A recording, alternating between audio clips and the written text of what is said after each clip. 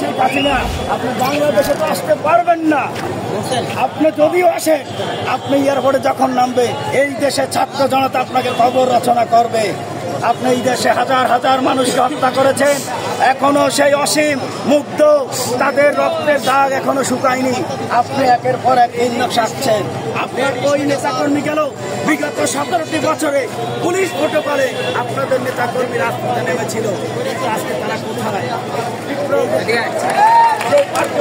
আপনারা কুকর্ম করেছেন আপনাদের এখন সাধারণ মানুষ যারা মানুষ তারা এখানে হাবু করে প্রস্তাব করে।